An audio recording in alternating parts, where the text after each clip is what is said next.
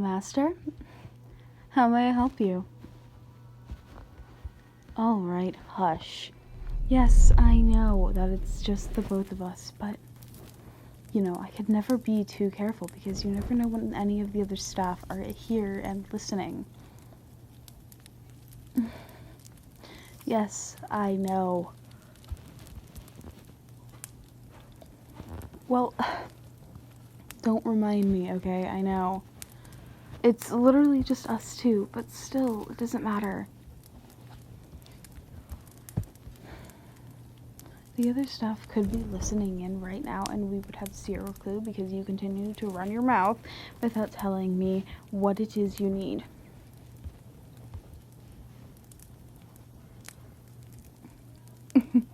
Oh my god. Okay, fine. Fine. What is it that you need from me, Master? Oh my god, stop. What do you want? Seriously. You want me to teach you? What do you want me to teach you? Oh. Okay, what exactly do you expect me to teach you? You are, you know, my master, you know a lot more than I do, I'm pretty sure. What? Okay, fine. Let me list down things you are supposed to know that I know you know. You know how to read, you know how to write, you know mannerisms, you know the proper etiquette to be a lord, which you will soon be. Well, technically you already are one, but still. And plus, I'm pretty sure you know how to dance, and at least play an instrument that I know of. Yes. So, what exactly do you want me to teach you if you know all of that?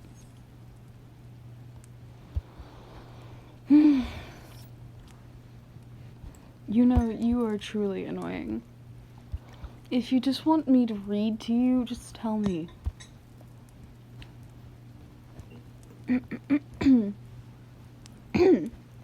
Yeah, sorry, my throat hurts a tiny bit thanks to, thanks to me yelling constantly at our amazing staff, honestly. Yeah.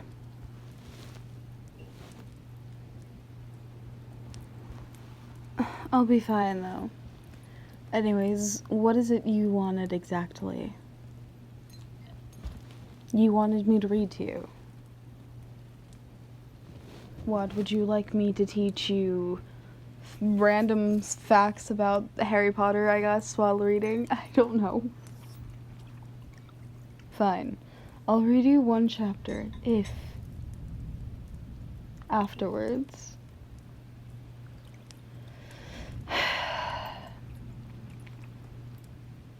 you let me teach you how to dance. Because I know you'll need it sooner or later for all the balls that you'll be attending. So, do you accept, Master? You do? Great. I'll be right back. Let me just find the book from the library. I'll meet you in your study. Well, where else will we do the teaching? And if anyone asks where I am, tell them I'm in the library. Alright. I'll try making it there as quick as I can. Do you see anyone around us? No? Good.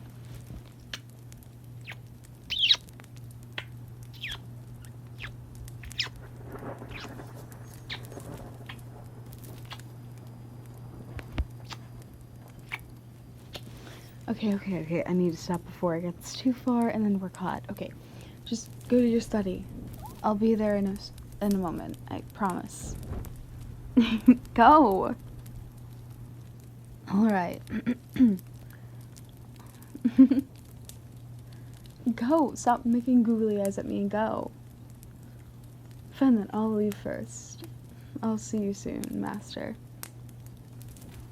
Master, I'm back. Yes, I got the book. See? And I'll even read, like, it's the first book, okay? And I'll read to you the second chapter. Alright? Okay. Take a seat. I'll just sit here on the couch if you want. You can join me. Oh, so you did take me up on my offer. Alright. Harry Potter and the Sorcerer's Stone, Chapter 2, The Vanishing Glass. Nearly 10 years had passed since the Dursleys had woken up to find their nephew on their front step. But Privet Drive had hardly changed at all. The sun rose on the same tidy front gardens and lit up the brass number 4 on the Dursleys' front door. It crept into their living room, which was almost exactly the same as it had been on the night when Miss Dursley had seen that fateful news report about the owls. Only the photographs on the mantelpiece really showed how much time had passed. 10 years ago, there had been lots of pictures of what looked like a large pink beach ball wearing different colored bonnets. But Dudley Dursley was no longer a baby, and now the photographs showed a huge blonde boy riding his first bicycle, on a carousel at the fair, playing a computer game with his father, being hugged and kissed by his mother. The room held no sign at all that another boy lived in the house too. Yet Harry Potter was still there, asleep at the moment, but not for long. His Aunt Petunia was awake, and it was her shrill voice that made the first noise of the day. Up! Get up now! Harry woke up with a start. His aunt rapped on his door again. Up! She screeched. Harry heard her walking towards the kitchen, and then the sound of the frying pan being put on the stove. He rolled onto his back and tried to remember the dream he had been having. It had been a good one. There had been a flying motorcycle in it. He had a funny feeling he'd had the same dream before. What? Why are you cutting in now? Okay, so basically, in summary, the first chapter was Mr. Dursley going into work and him seeing the wizards that were talking about how Voldemort, or he who shall not be named, or whatever the frick his name is in there, passed away thanks to Harry because he tried to do the killing curse on Harry and his family, but the only thing was Harry has a lightning-shaped scar on his head now, so he doesn't have that. So he's not dead, obviously, because he was just mentioned about being woken up and everything. But he has a lightning-shaped scar on his head because of this killing curse that he was not killed by for some odd reason. And so the dream that he's remembering having, like the one with the motorcycle, was Hagrid actually dropping him off in a flying motorcycle to Dumbledore and McGonagall, aka at the front doorstep of the Dursleys, which would be 10 years ago, technically. So, yeah. That's basically a summary of one chapter, yeah. And, yeah, okay, I'll just shut up and keep reading. Weirdo.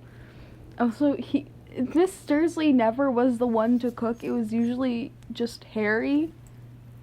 Because if you look at the movie, it was Harry who was, like, basically the servant. You know what, never mind. I'll just keep reading. His aunt was back outside the door. Are you up yet? She demanded. Nearly, said Harry. Well, get a move on. I want you to look after the bacon. And don't you dare let it burn. I want everything perfect on Dudley's birthday. Blech. Harry groaned. What did you say? His aunt snapped through the door. Nothing. Dudley... Blech. I can't say his name properly. Dudley's birthday. How could you have forgotten? Harry got slowly out of bed and started looking for socks. He found a pair under his bed, and after pulling a spider off one of them, ew. Ugh, I hate that so much. Why? Because I have arachnophobia. Yeah, spiders aren't my thing. Ugh. Anyways, after pulling a spider off one of them, he put them on. Harry was used to spiders because the cupboard under the stairs was full of them, and that's where he slept. When he was dressed, he went down the hall into the kitchen. The table was almost hidden beneath all of Dudley's birthday presents. It looked as though Dudley had gotten the new computer he wanted, and not to mention the second television and the racing bike. Exactly why Dudley wanted a racing bike was a mystery to Harry, as Dudley was very fat and hated exercise, unless of course it involved punching somebody. Dudley's favorite punching bag was Harry, but he couldn't often catch him. Harry didn't look it, but he was very fast. Perhaps it had something to do with living in a dark cupboard, but Harry had always been small and skinny for his age.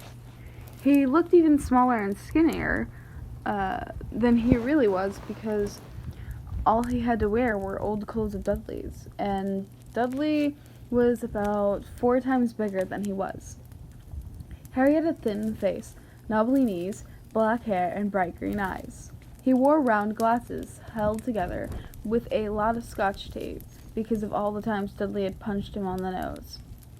The only thing Harry liked about his own appearance was a very thin scar on his forehead that was shaped like a bolt of lightning. He had had it as long as he could remember, and the first question he had ever remember asking his Aunt Petunia is how he had gotten it. In the car crash when her parents died. She had said, and don't ask questions. Don't ask questions was the first rule oh my god. I hate this.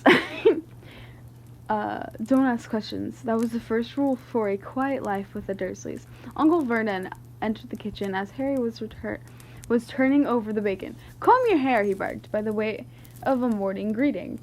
About once a week, Uncle Vernon looked over the top of his newspaper and showed that Harry needed a haircut. Harry must have had more haircuts than the rest of the boys in his class put together. But it made no difference. His hair simply grew that way, all over the place. Harry was frying eggs by the time Dudley arrived in the kitchen with his mother. Dudley looked a lot like Uncle Vernon. He had a large pink face, not much neck, small, watery blue eyes, and thick blonde hair that lay smoothly on his thick, fat head. Aunt Petunia often said that Dudley looked like a baby angel. Harry often said that Dudley looked like a pig in a wig. Harry put the plates of egg and bacon on the table, which is difficult as there wasn't much room. Dudley, meanwhile, was counting his presents. His face fell. 36, he said, looking up at his mother and father. That's 2 less than last year. Darling, you haven't counted out Auntie English. Darling, you haven't counted Auntie Marge's presents. See? It's here under this big one from Mummy and Daddy. All right, 37 then, said Dudley, going red in the face. Harry, who could see a huge Dudley tantrum coming on, began wolfing down his bacon as fast as possible in case Dudley turned the table over. Aunt Petunia obviously scented danger too, because she said quickly, "And we'll buy you another 2 presents while we're out today. How's that, Pumpkin?" 2 more presents. Is that all right? Dudley thought for a moment. It looked like hard work. Finally, he said slowly, "So I'll have 39, sweetums," said Aunt Petunia. "Oh," Dudley sat down heavily and grabbed the nearest parcel. "All right, then." Uncle Vernon chuckled. Okay, that is enough of that chapter. I will leave it for next time. You asked me to read you. Probably I can read it to you when you want to go to sleep. All right. Deal? Okay, good. But, yeah, no, that's the second chapter, somewhat. How many pages was that? I think there was only like 3, because it started at page 18, and we're on 21 now. So 4, technically. Yes, okay. You look so tired.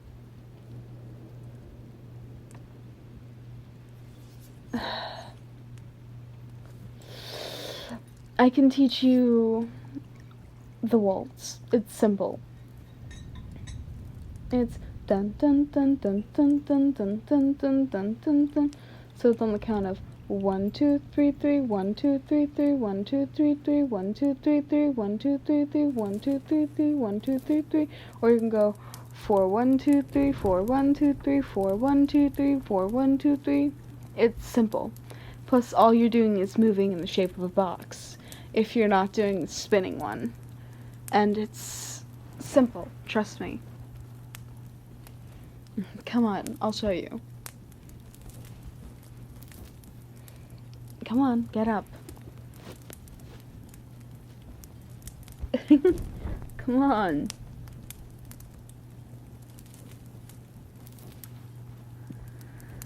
Okay, so you're going to be the leader, I'll be the follower, alright?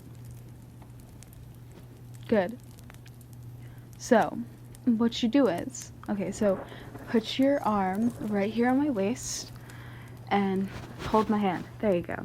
So, you are going to step forward with your left foot, and I'll step back with my right. There you go. And then you will step right with your right. Okay, we're going to do the turning one. I think that seems more simpler than the box one, because the box one's just, it's the same thing without the turn. But, okay, whatever, okay, let's just restart. Okay, sorry. Sorry. There's, like, multiple different forms of waltz, technically. Okay. Ready? So step forward with your left. I'll step backwards with my right. There you go. Then step to your right with your right foot. There you go. And I'll step to the left with my left foot. Then you close your feet together with your left. So you see how your right's out there? Yeah. Okay, so you'll step on it completely down and have your left foot meet it. So you'll bring your left foot to the side and I'll bring my right foot. See? Like this. There you go. Okay. And you will step back with your right foot while I step forward with my left foot so that I don't step on you. So start moving it. There you go. And then you step to the left with your left foot. I'll step to the right with mine. With my right foot, I mean. Whatever. And then close your right foot to your left foot. Alright? There you go. See? Now, just let's repeat. So, forward, right, close. Now back, left, close. See? Simple, right? Okay, now let's do the basic one, alright? So, step forward with your left. There you go. And then, okay. Calm down. So, step to the right with your right foot following. Okay, there you go. Right, then close. Then back. There you go. Left. And then close. Now repeat. See, it's just a tiny little box.